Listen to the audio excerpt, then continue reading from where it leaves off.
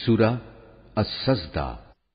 বিসমিল্লাহির রহমানির রহিম। রহমান রহিম আল্লাহ তাআলার নামে। আলিফ লাম মিম। সৃষ্টিকুলের মালিক আল্লাহ তাআলার কাছ থেকেই এ কিতাবের অবতরণ, এতে বিন্দুমাত্র সন্দেহ নেই। তারা কি একথা বলতে চায় এ কিতাবটা সে ব্যক্তি রচনা করে নিয়েছে? না, বরং এ হচ্ছে তোমার মালিকের কাছ থেকে নাজিল করা একটি সত্য কিতাব। আমি এটা এজন্য নাজিল করেছি যাতে করে এর দ্বারা তুমি এমন এক জাতিকে জাহান্নাম থেকে সাবধান করে দিতে পারো যাদের কাছে নিকট অতীতে তোমার আগে কোনো সতর্ককারী আসেনি। সম্ভবত তারা হেদায়েত লাভ করতে পারে। আল্লাহ তাআলা যিনি আকাশমালা, জমিন ও উভয়ের মাঝে অবস্থিত সব কিছু 6 দিনে সৃষ্টি করেছেন, অতঃপর তিনি আরশে সমাসীন হন। তিনি ছাড়া তোমাদের কোনো অভিভাবক কিংবা সুপারিশকারী নেই। এরপরেও কি তোমরা বুঝতে পারছো না? আসমান থেকে জমিন পর্যন্ত সবকিছু তিনিই পরিচালনা করেন। তারপর সবকিছু তিনি উপরের দিকে নিয়ে যাবেন এমন এক দিনে যার পরিণাম তোমাদের গণনায় 1000 বছর। তিনি দৃশ্যমান ও অদৃশ্যের পরিজ্ঞাতা, পরাক্রমশালী ও পরম দয়ালু।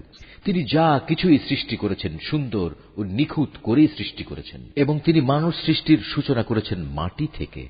অতঃপর তিনি তার বংশধরদের তুচ্ছ তরল একটি পদার্থের নির্যাস থেকে বানিয়েছেন। পরে তিনি তাকে ঠিকঠাক করলেন এবং তার মধ্যে তিনি তার নিজের কাছ থেকে রূহ ফুঁকে দিলেন এবং তোমাদের জন্য তাতে কান, চোখ ও অন্তঃকরণ দান করলেন।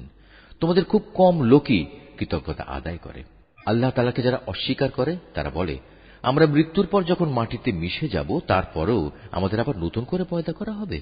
মূলত এরা তাদের মালিকের সাথে সাক্ষাৎকারের বিষয়টিকেই অস্বীকার করে।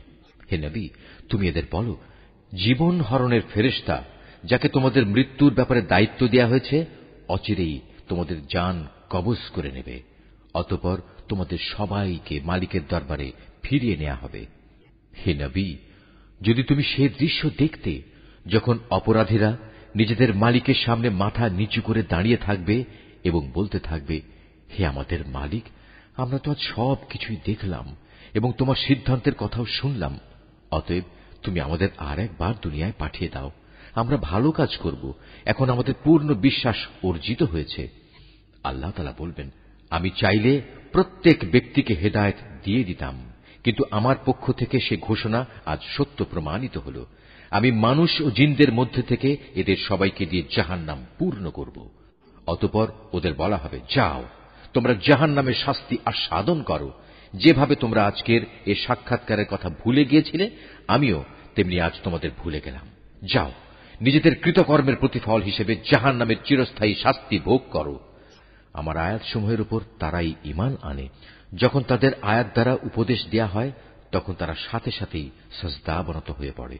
উপরন্তু তারা তাদের মালিকের সপ্রশংস পবিত্রতা ঘোষণা করে এবং নিজেরা অহংকার করে না। তাদের পার্শ্বদেশ রাতের বেলায় বিছানা থেকে আলাদা থাকে। তারা নিশুতি রাতে আযাবের ভয়ে এবং জান্নাতের আশায় তাদের মালিককে ডাকে। তদুপরি আমি তাদের যা কিছু দান করেছি তারা তা থেকে আমার পথে ব্যয় করে। কেউ জানে না কি ধরনের নয়ন প্রীতিকর বিনিময় তাদের জন্য লুকিয়ে রাখা হয়েছে। মূলত তা হবে তাদের কাজের যথার্থ পুরস্কার। যে ব্যক্তি মোমেন সে নাফরমান ব্যক্তির মতো হয়ে যাবে না, এরা কখনো এক সমান হতে পারে না। অতএব যারা ঈমান এনেছে এবং নেক আমল করেছে তাদের জন্য সুরম্য জান্নাতে বাসস্থান হবে। এই মেহমানদারি হবে তাদের নেক কাজের পুরস্কার যা তারা করে এসেছে। যারা আল্লাহ তাআলার নাফরমানি করবে তাদের বাসস্থান হবে জাহান্নামের আগুন। যখনই তারা সেখান থেকে বেরিয়ে আসতে চেষ্টা করবে তখনই তাদের ধাক্কা দিয়ে তার ভিতরে ঠেলে দেয়া হবে এবং তাদের বলা হবে, যাও আগুনের আযাব ভোগ করে নাও। তোমরা তো এ বিষয়কে মিথ্যা প্রতিপন্ন করতে। জাহান্নামের বড় আযাবের আগে আমি অবশ্যই তাদের দুনিয়ার ছোটখাটো আযাবও আস্বাদন করাবো, এ আশায় যে হয়তোবা এতে করে তারা আমার দিকে ফিরে আসবে। তার চেয়ে বড় জালেম আর কে হতে পারে যে ব্যক্তিকে তার মালিকের আয়াতসমূহ দ্বারা নসিহত করা হয় অতঃপর সে তা থেকে মুখ ফিরিয়ে নেয়। অবশ্যই আমি নাফরমানদের কাছ থেকে প্রতিশোধ নেব। হে নবী, তোমার আগে আমি মূসাকেও কিতাব দিয়েছিলাম, অতএব তুমি তার আল্লাহর সাথে সাক্ষাতের বিষয়টিতে কোন রকম সন্দেহ করো না। আমি যে কিতাব তাকে দিয়েছি তা আমি বনী ইসরায়েলদের জন্য পথ প্রদর্শক বানিয়ে দিয়েছিলাম। আমি তাদের মধ্যে থেকে কিছু লোককে নেতা বানিয়েছিলাম, তারা আমারই আদেশে মানুষদের হেদায়েত করত যখন তারা অত্যাচারের সামনে কঠোর ধৈর্য ধারণ করেছে। সর্বোপরি তারা ছিল আমার আয়াতের উপর একান্ত বিশ্বাসী। অবশ্যই হে নবী, তোমার মালিক কিয়ামতের দিন সে সব কিছুর ফয়সালা করে দেবেন যেসব বিষয়ে তারা দুনিয়ায় মতবিরোধ করে বেড়াত। হে নবী, তোমার জাতির লোকেরা কি এ থেকে হেদায়েত পায়নি যে আমি তাদের আগে কত জাতিকে ধ্বংস করে দিয়েছি, যাদের বাসস্থানসমূহের মাঝ দিয়েই তারা সব সময় চলাফেরা করে? অবশ্যই এতে তাদের আল্লাহ তাআলাকে জানা ও চেনার জন্য অনেকগুলো নিদর্শন রয়েছে। এরপরেও কি এরা শুনবে না?